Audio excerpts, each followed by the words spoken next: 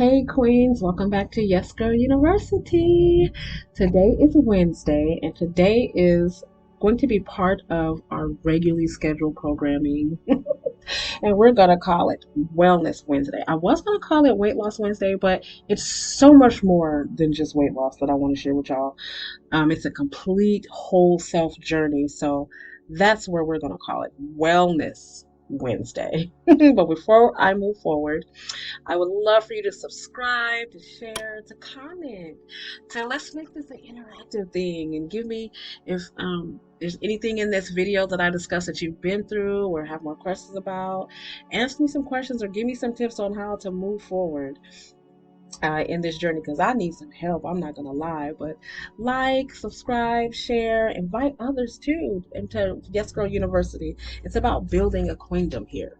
So I'm gonna move forward, and this video, being that it's the first video, is gonna be a little bit longer because I'm gonna give you my backstory on where I am with my health and my weight loss, and just to bring you up to speed to where I am now before I tell you what I'm doing now.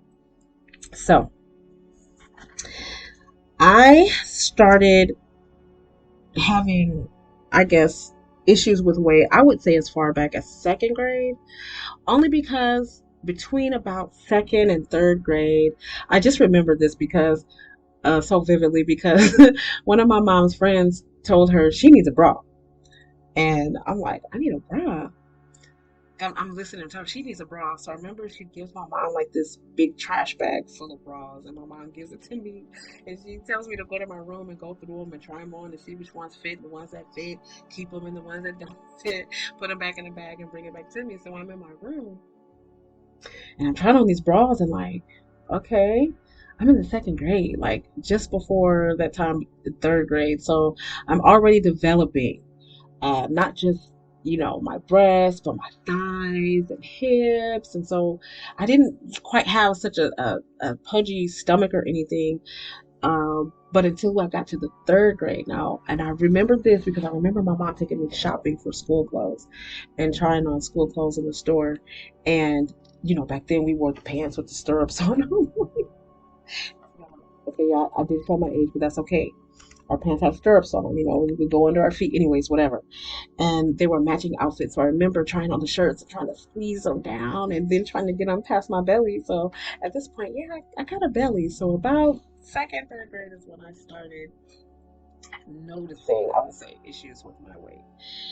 And just from there, I just progressed. I got bigger. I filled out more. My stomach kind of went down. So now, I got this shape. But by the time I'm 12, you would not know that I'm 12 years old because I have so much going on in this little young body of mine. And so I got a lot of unwanted attention, especially at that age. But as I got older into my teens, a little bit of it was wanted. But anyway.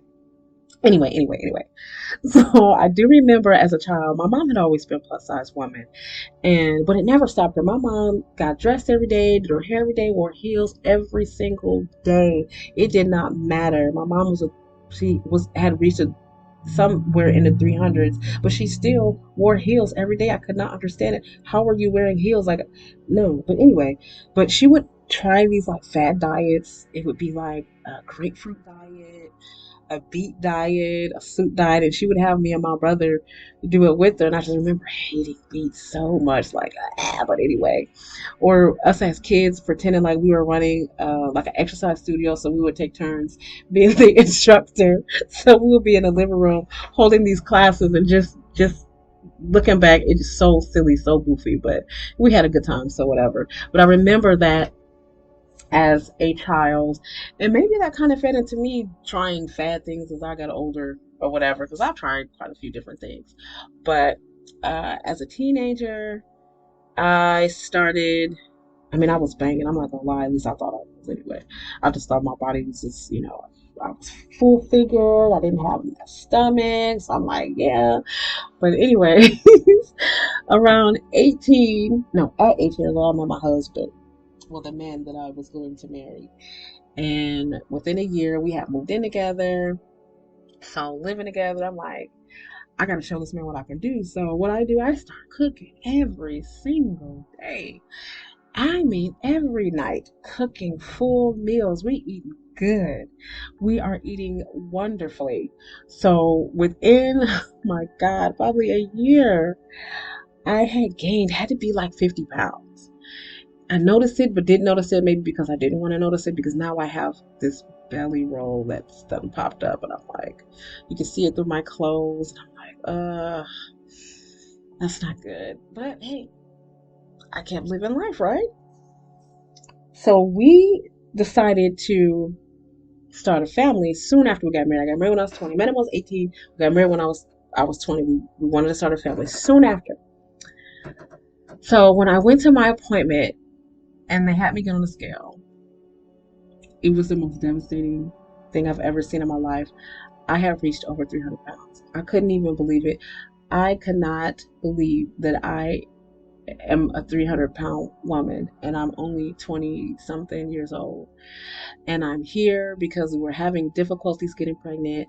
And now I don't even want to go further because they're only going to tell me that I can't get pregnant because I'm overweight. And they're just going to tell me to lose weight. And I didn't want to hear that.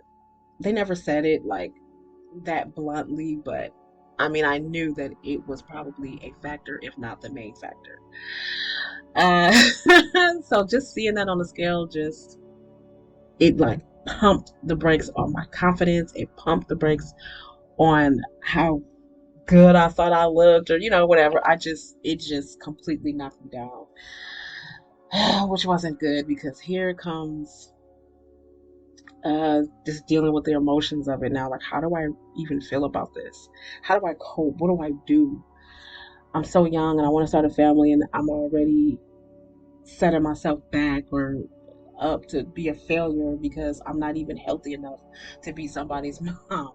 So that journey is another journey that I will share later on. But that is when I found out that I had reached the over 300-pound mark. And I can say it didn't get better from there. We ended up adopting our children, which will be something else I share later.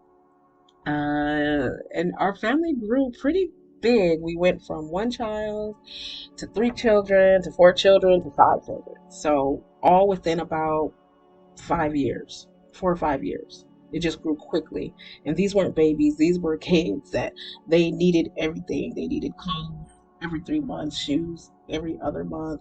They were hungry. They wanted to have fun and play. Just they needed everything. They needed all my attention, like for real, in every direction. So life got very full very, very quickly. My marriage at the time was rocky. Like, we were so young. We would always be like, why did we get married? What was this do? That's another conversation too. But all of this, leads up to, it feeds into how I ended up here, I think. It's just, whatever. But we would just be like, why did we get married? But we're here and we're gonna do this thing. We're gonna raise this family. We brought these children into our lives, so we had to fake it to make it. That's what we're gonna do. So somewhere I got lost in the sauce. The days started running together. The stress level was off the charts. Sleep, no. Um, Relaxation, no. Because on top of raising my five children, I was also the family babysitter because I didn't work, so I was babysitting at the time. My mother was living with us. My Somewhere in the midst of time, his mother was living with us.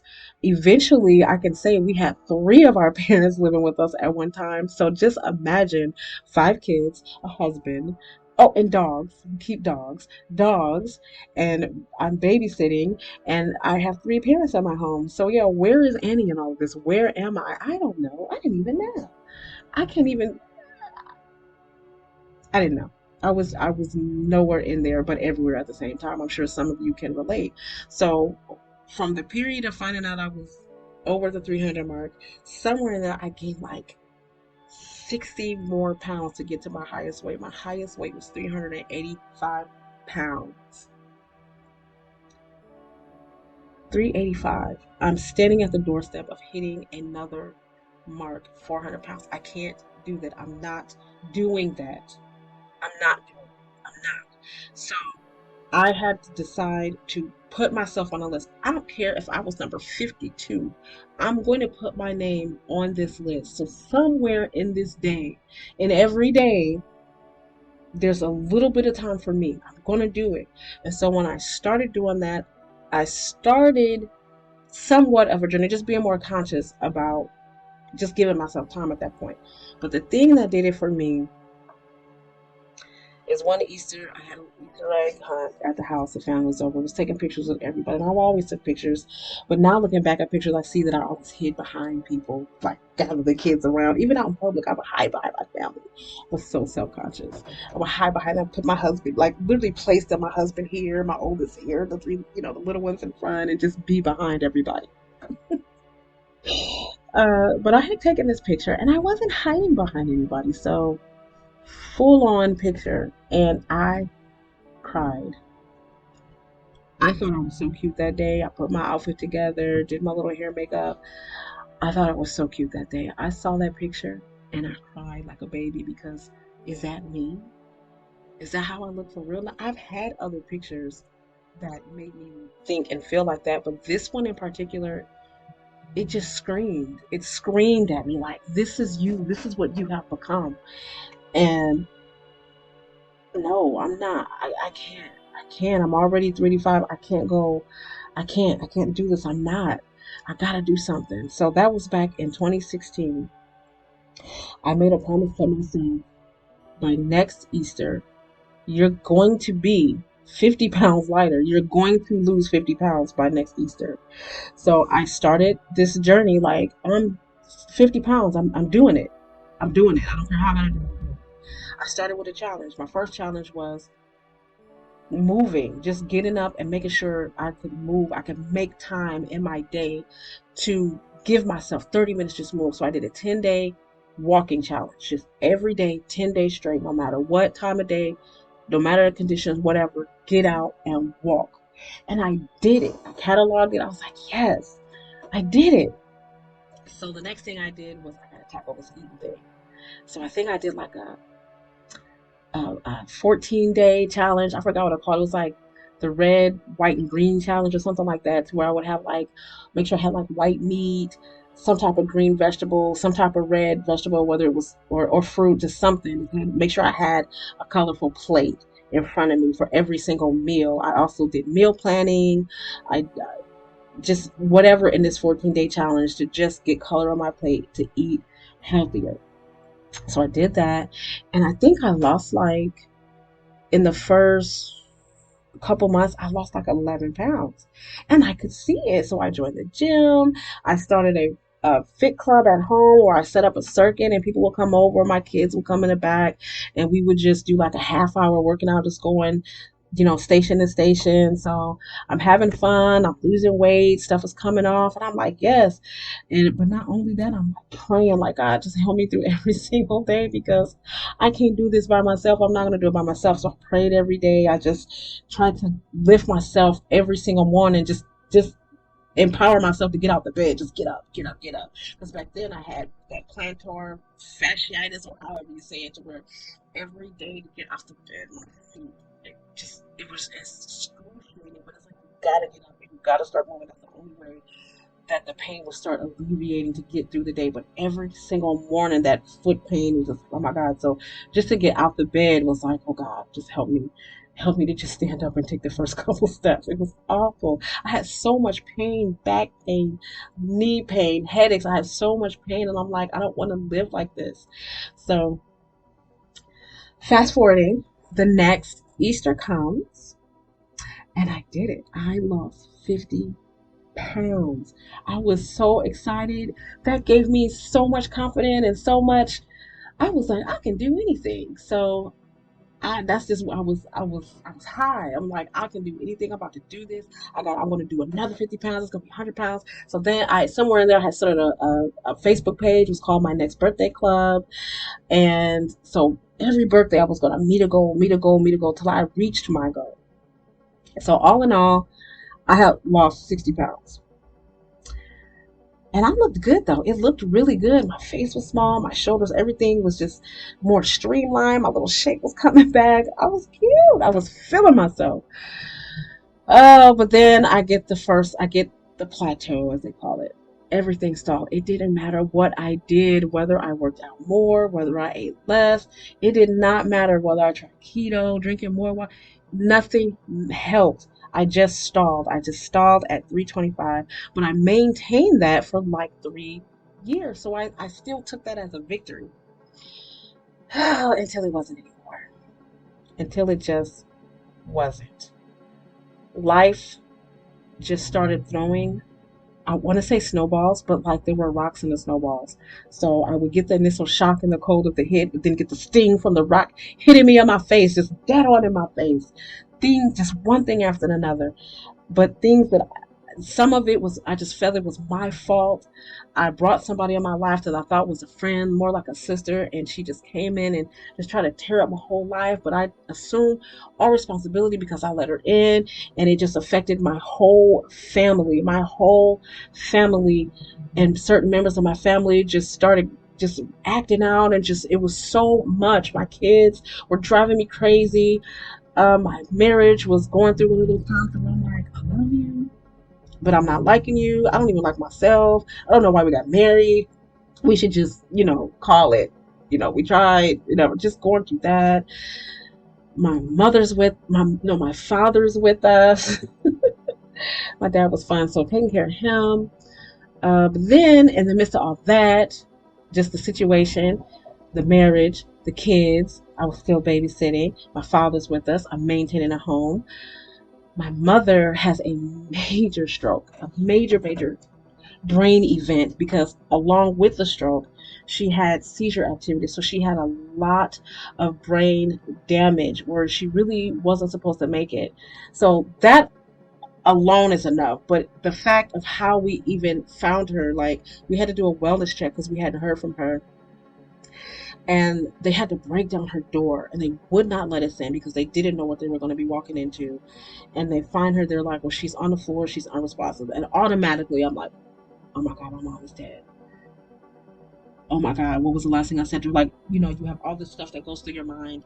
But they were able to bring her out and took her to the emergency room where she started being responsive and everything. She was in the hospital for about 2, 3, maybe even 4 weeks. I don't know. But from there, she went to a nursing home. Well, that nursing home was awful. Let's just say in a period of 3 months, she was in and out the hospital and in and out probably 4 nursing homes. And we were preparing, that was for rehab. The thought was always we're going to bring her home. We had made a promise a long time ago we were going to take care of our parents. So we always was going to bring her home.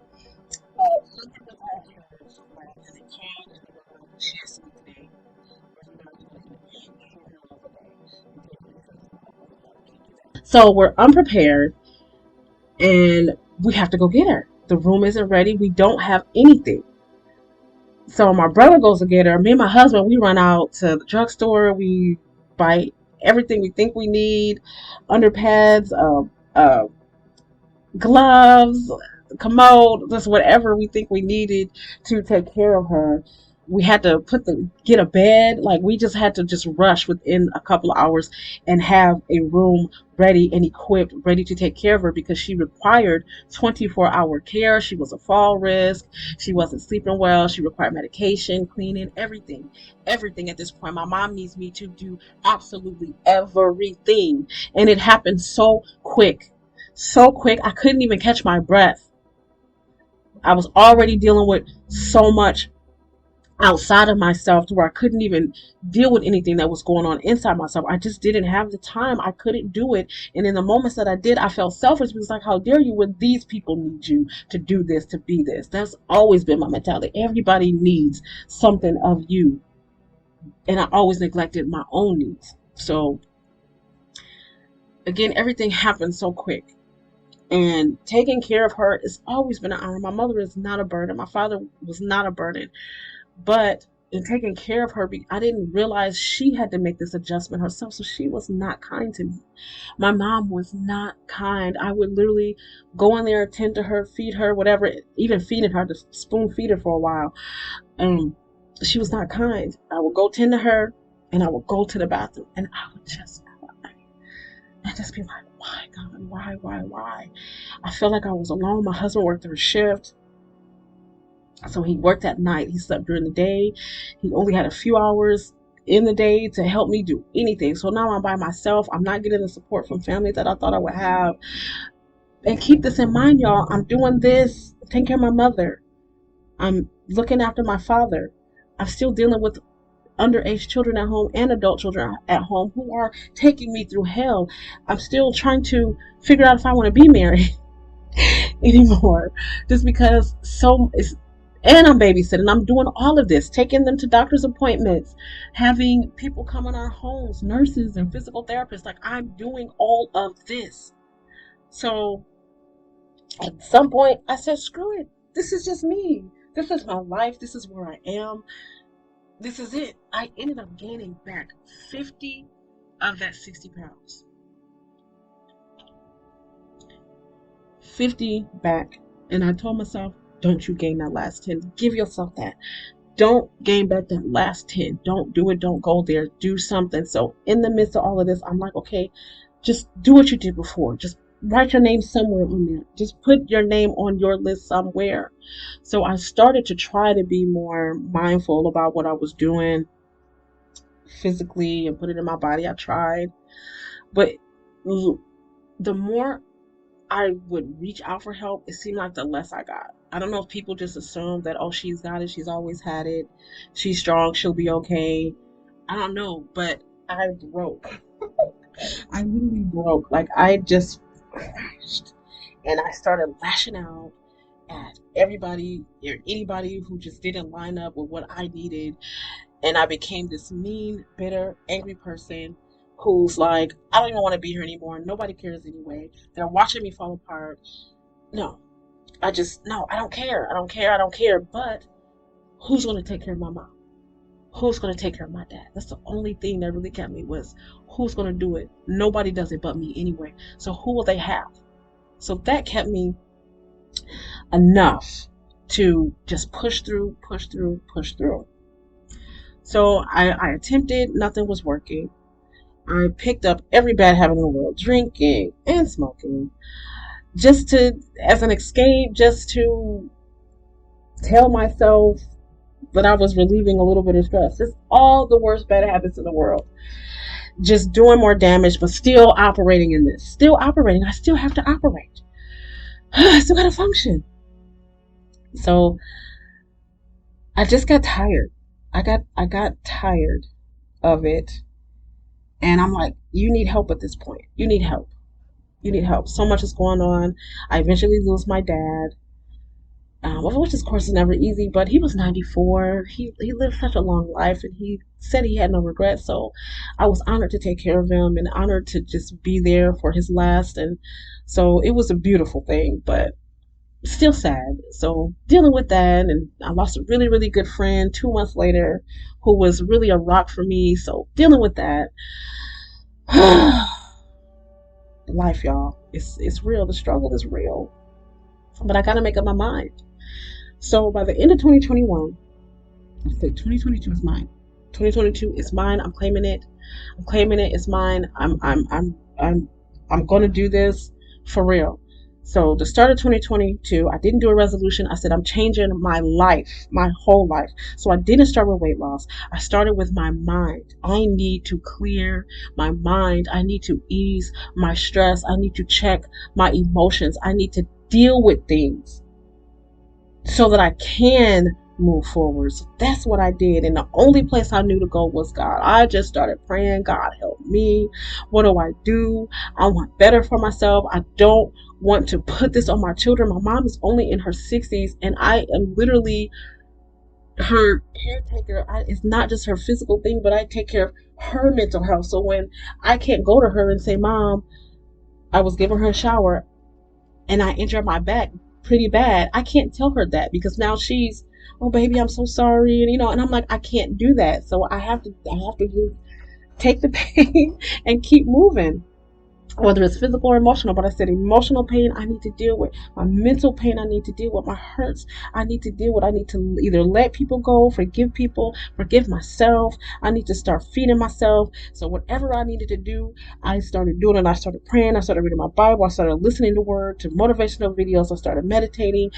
If I had to go to my car and roll up all the windows and scream at the top of my lungs, that is what I did. If I just excuse myself for a moment just to go sit in the sunlight, that is what I did. If it was just get in your car and just drive somewhere and sit in a parking lot, that is what I did. Whatever I felt I needed to do or could do in any moment that I felt that I needed to do it, I did it.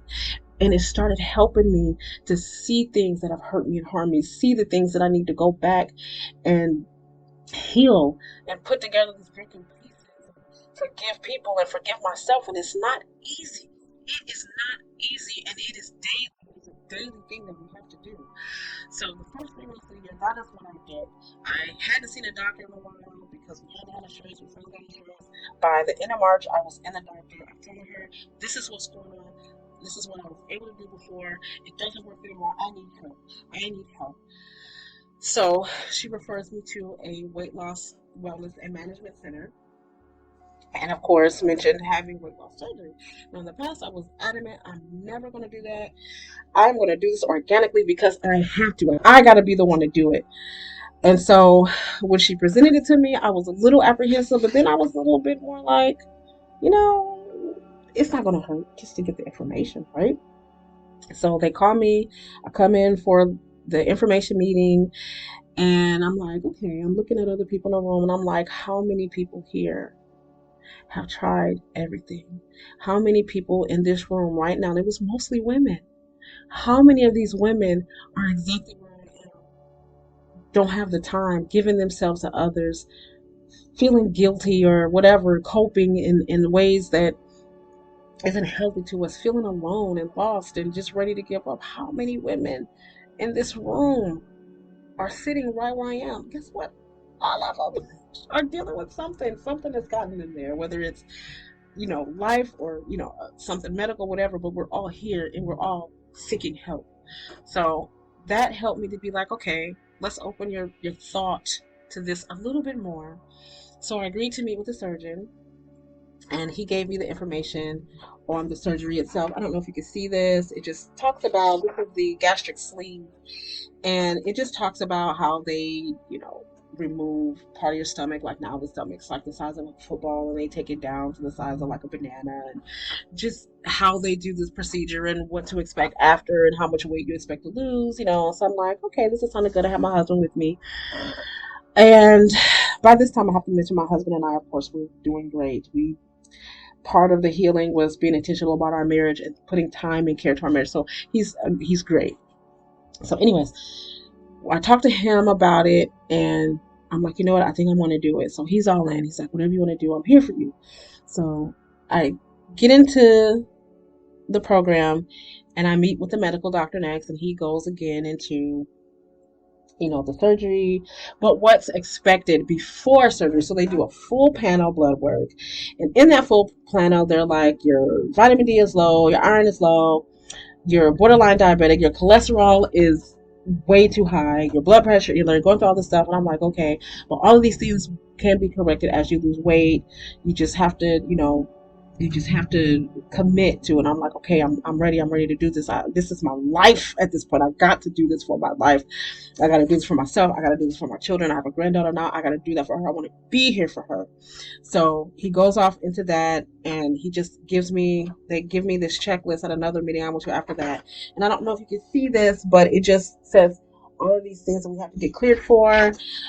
So we have to do a psych exam, pulmonary cardiology, sleep study, chest X-ray. So all these things we have to check off to make sure we're healthy enough for surgery, to make sure there isn't any underlying conditions that you're dealing with that may be preventing you from losing weight or whatnot. So have to go through all this, and we have to attend six group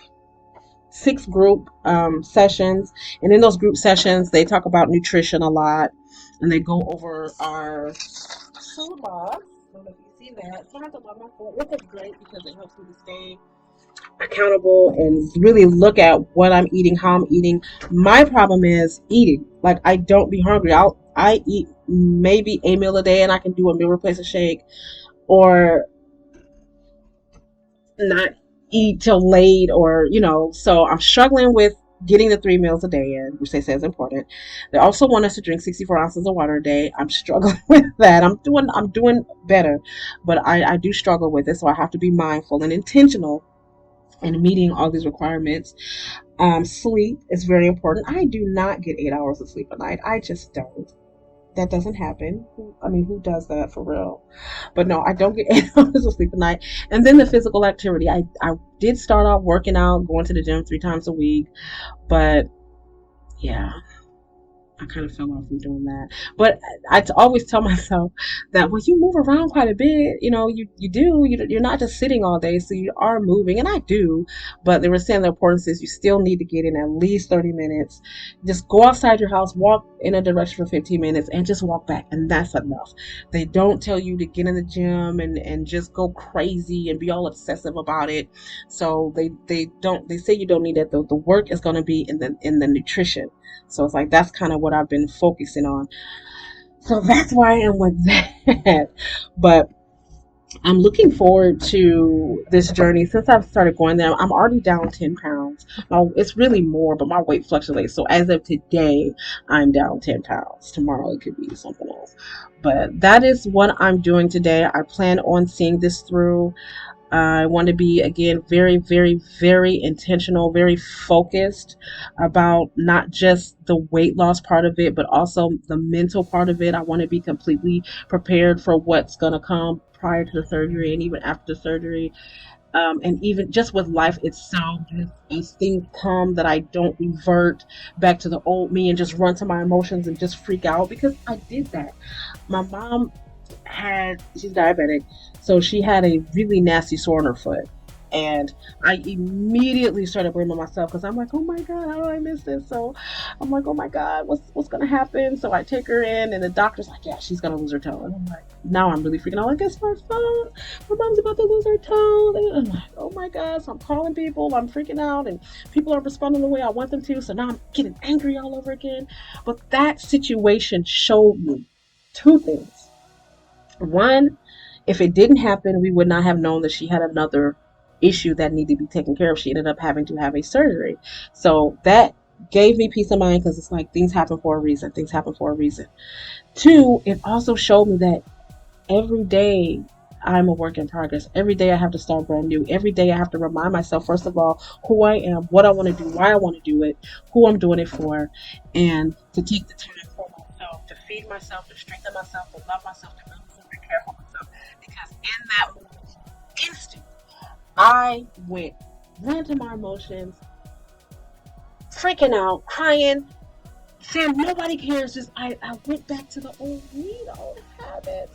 So, but once I prayed about it and I calmed down, I said, thank you, God. Thank you for showing me that I'm still a work in progress, that I'm not where I want to be, but I am on my way, because I acknowledge that, hey, you still got to do this every day, do it. It doesn't matter what you put your mind to, whether it's your weight, your health, your career, a business, your family, your marriage, whatever you do every day, you have to be intentional on feeding that thing, for caring for it, for loving it, for nurturing it, whatever it is. Be intentional every single day to have the greatest success in whatever it is you're trying to achieve. So for me right now, it is my marriage, it is my family, it is YGU, it is my parent, my mom, and it is my health. It's everything for me right now. I want to do it all, because why not? Why can't I do it all? I've been doing it anyway, but now I'm doing it for me. I'm doing it for me. So that is what Yes Girl University is about. Saying yes to me. Yes to myself. Yes to loving myself, caring for myself. Yes to empowering myself. Yes to healing myself. Yes to building this dream. Yes to my health.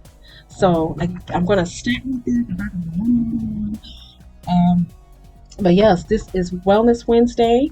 I hope this helps. Please, if anybody has gone through this process, please, any tips, I need anyone thinking about it, please ask me, please reach out, ask for help. It's okay, because I needed help, and I'm to the point to where I'm not afraid to ask for it. So you guys have a great, let's move forward, let's be happy, let's be healthy, say yes, yes, yes to you, because why not? Yes Girl University. I'll check you guys later.